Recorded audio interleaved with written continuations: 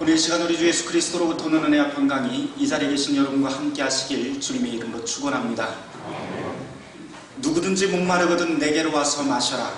나를 믿는 자는 그 배에서 생수의 강이 흘러나오리라. 오늘 성령 강림절 교회력 복음서 말씀입니다. 이 말씀 통해서 주님께서는 예수님 앞에 나오는 모든 사람들을 차별하지 않고 시원한 생수를 주겠다고 약속하십니다. 근데 오늘 이 본문을 잘 읽어보시면 알겠지만 이 본문은 그냥 가만히 하는 말씀이 아닙니다. 외치는 말씀입니다.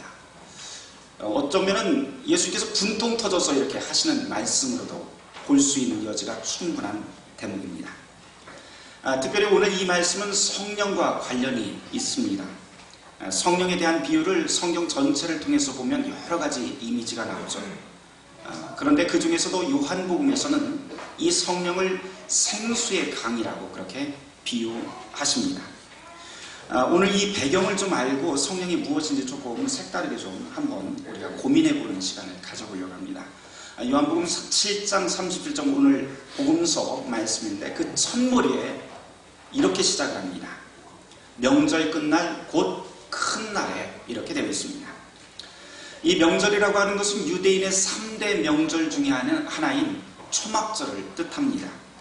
시기적으로 본다면 가을거지가 다 끝난 다음에 추수가 다 끝난 다음에 한 10월 중순경 되니까 우리로 따지자면 아마 추석 정도 될 것 같습니다. 그런데 우리나라 명절인 이 추석과 아주 다른 면이 한 가지 있습니다. 보통 추석이라고 하면 한 해의 결실을 다 감사하면서 온 가족이 모여서 기쁨을 나누는 자리라고 한다면 오늘 이 성경에 등장하고 있는 유대인의 명절 이 초막절은 단순히 그것이 아니라 기우제 성격이 아주 강합니다. 기우제가 뭐예요? 비가 내려달라고 기도하고 애통해하는 것입니다. 대한민국이야 사시사철 비가 옵니다. 그래서 비도 오고 장마도 있기 때문에 우리가 물의 중요성을 잘 알지 못합니다. 그런데 이 이스라엘이라고 하는 나라는 1년 내내 계속 건조하다가 3월과 11월 달에는 잠깐 반짝하고 비가 옵니다. 대부분은 다 그래서 말라 있습니다.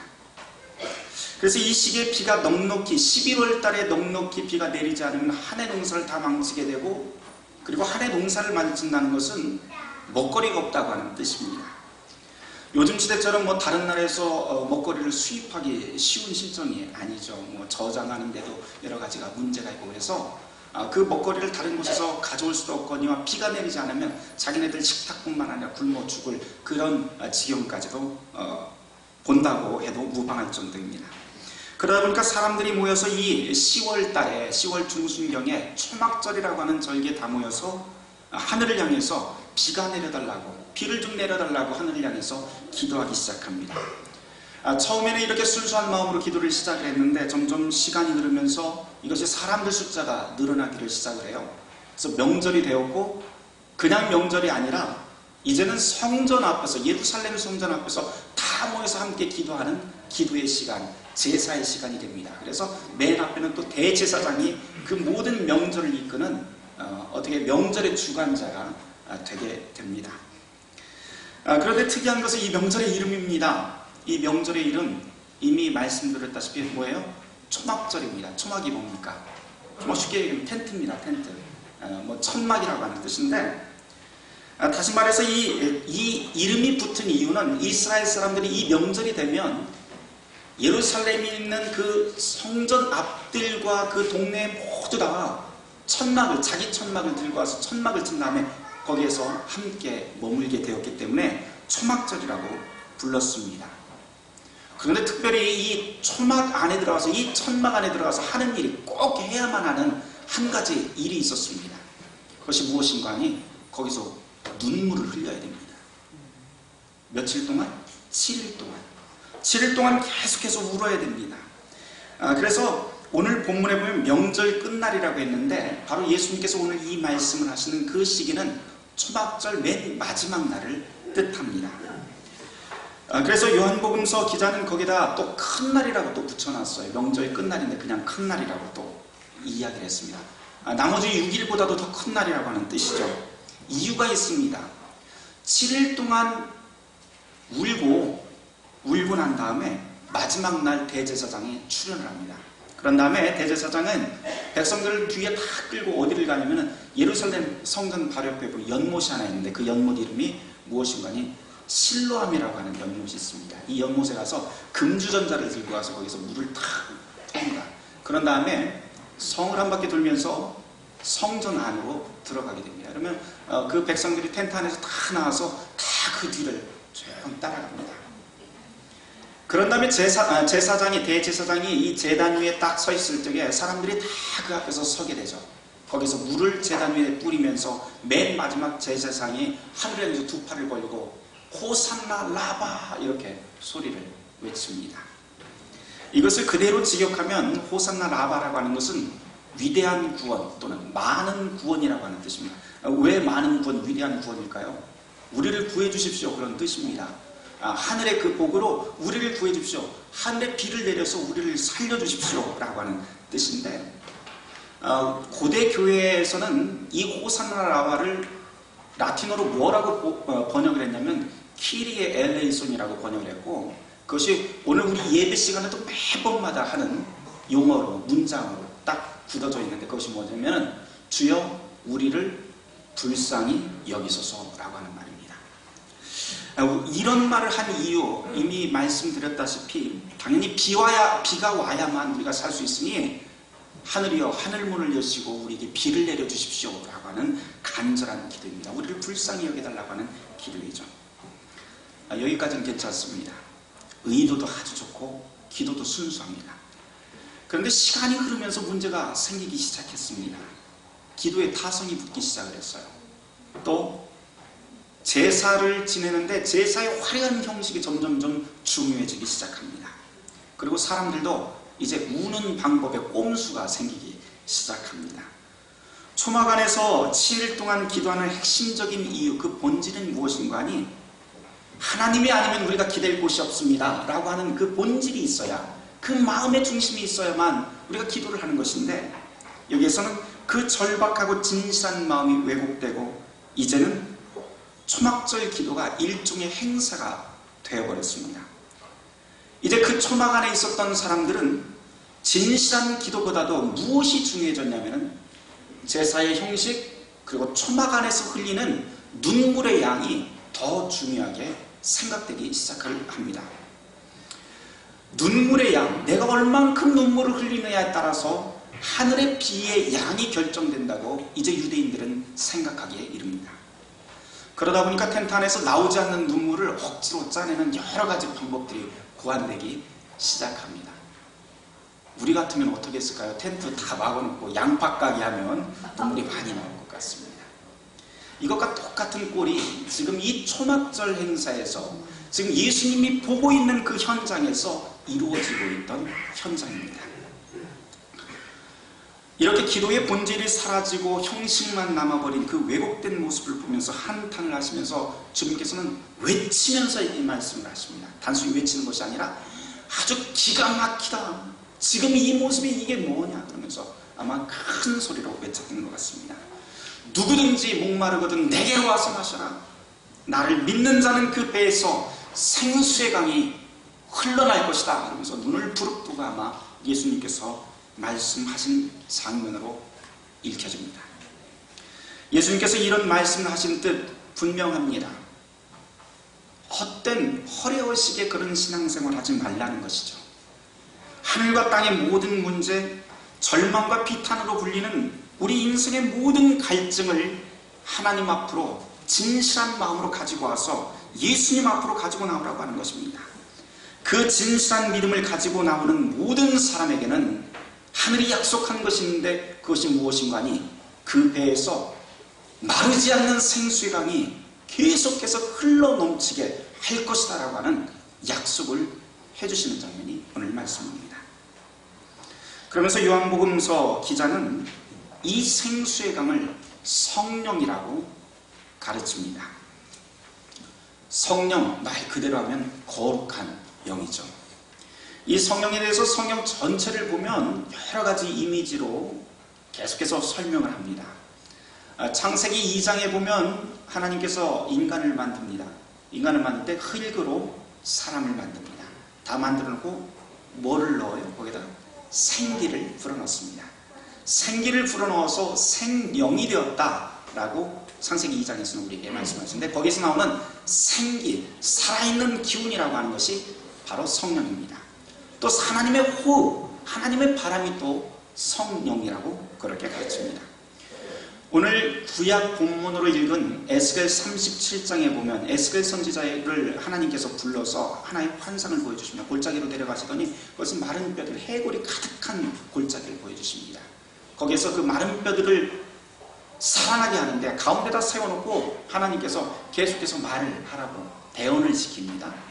거기에서도 보면 에스겔서에서 이 에스겔을 통해서 우리에게 전해주고 있는 말씀이 한 가지 있는데, 모양은 다 완전히 힘줄이고 뭐고 완벽한 사람의 모습이 되었습니다. 그런데 아직 살아있지 않다고 우리에게 말씀을 합니다. 거기다가 생기를 넣으라고 말씀을 합니다. 여기에서 나와 있는 이 생기가 드러나자 해골이 군대가 되는 역사를 에스겔서에서 우리에게 가르쳐줍니다.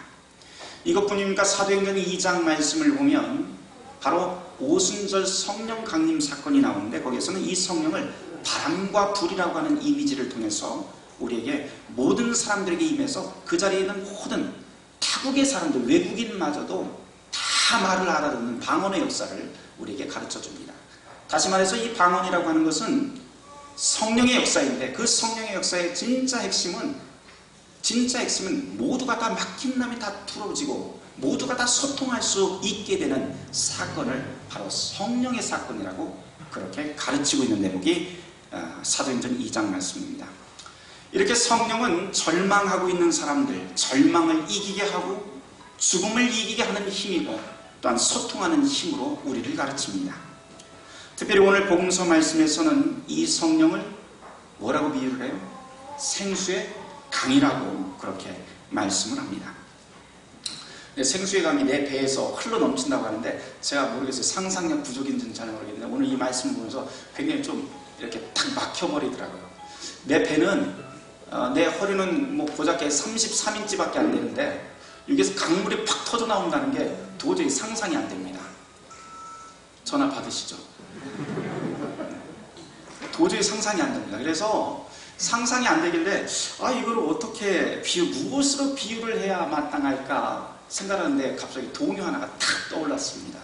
아이들도 다 아는 동요인데요, 옹달샘이라고 하는 동요 여러분들 아실 것입니다. 깊은 산속 옹달샘 누가 와서 먹나요? 그 다음에 뭐예요? 새벽에 토끼가 눈 비비고 일어나 세수하러 왔다가 물만 먹고 가죠. 2절은 보면은, 2절에는 어떻게 되냐면은 달밤에 노루가 숨바꼭질하다가 목마르면 달려와 얼른 먹고 가죠. 그러니까 이 동요에서는 옹달샘에 누가 등장을 하냐면 토끼와 노루가 등장을 합니다. 근데 어디 산속에 있는 그 옹달샘에 토끼하고 노루만 왔겠어요? 뭐 다람쥐도 오고 새도 오고, 만약에 그 산에 호랑이가 있다면 호랑이도 와서 마시는 것이 이 옹달샘일 것입니다. 갈증이 나는 모든 동물들은 다 이 옹달샘을 찾아오게 됩니다. 이렇듯이 산속의 옹달샘은 누구나 다 막지 않고 누구나 다 와서 마실 수 있는 그러한 곳이죠. 너는 호랑이는 안 되고 토끼하고 노루만 돼, 이렇게 절대 옹달샘을 말하지 않습니다. 누구든지 다 와서 마실 수 있는 것입니다. 예수님의 말씀대로, 오늘 이 본문의 말씀대로 다른 변형을 하자면 누구든지 목마르거든 내게로 와서 마셔라 하는 예수님의 이 말씀이 바로 이 옹달샘과 맞닿아 있습니다. 성령 받은 사람들, 성령 충만하다고 하는 것이 바로 이런 것이 아닐까요? 그리고 성령이 충만한 교회라고 하는 것은 바로 이런 교회가 아닐까요? 누구나 다 와서 마실 수 있고, 누구나 다 와서 평안을 얻을 수 있고, 누구나 다 와서 인생의 절망의 그 문제를 희망으로 바꿔갈 수 있는 것, 그것이 바로 바른 교회의 모습, 성령 충만한 교회의 모습이라고 생각이 듭니다. 옹달샘을 다시 한번 여러분 딱 떠올려 보시기를 바랍니다. 옹달샘 크기가 얼마나일까요? 얼마나요? 뭐 기껏해 요 정도밖에 안 돼요. 산속에. 제가 촌놈이라 잘합니다, 그런 거는. 근데 옹달샘 조그맣습니다. 그런데 비록 그렇게 크기는 작지만 이 옹달샘은 아주 큰 일을 하게 됩니다. 옹달샘을 마르지 않으면서 끊임없이 솟아납니다. 밑에서 큰 강물처럼. 오늘 이 본문에서는 생수의 강이라고 그렇게 예수님께서는 비유를 하셨지만, 이 옹달샘은 퐁퐁퐁 거리면서 아주 작은 물줄기가 끊임없이 계속해서 올라옵니다. 그러면서 자기 옹달샘의 크기에 머무르지 않고 옹달샘은 자기를 채운 다음에 옆으로 흘러 들어갑니다. 그러면서 주변에 있는 꽃, 나무, 그리고 그 주변에 있는 모든 동물들을 살려내는 큰 생명의 역할을 하는 것이 이 옹달샘입니다. 흘러넘친 이 옹달샘 때문에 주변의 모든 생물들이 다음이 없는 큰 생명을 누리게 되는 것이죠. 이렇듯 교회와 성도는 옹달샘처럼 우리가 살아가고 있는 그 모든 삶의 자리에서 우리 주변을 기쁨으로, 희망으로, 은혜로 적시는 삶을 살아야 됩니다. 희망을 잃어버린 가정에서 우리의 가족 가운데 그런 사람이 있다면 내 가족에게 희망을 줄 수 있어야 되고, 안식을 줄 수 있어야 되고, 그리고 기도해 줄 수 있어야 되는 것이죠. 그리고 미래가 보이지 않는다고 가능성을 포기한 자녀 또는 젊은이들이 있다면 바로 저와 여러분들이 옹달샘이 되어서, 그리고 그들에게 희망을 주고 미래를 볼 수 있도록 안아주고 맞을 수 있도록 해줘야 됩니다.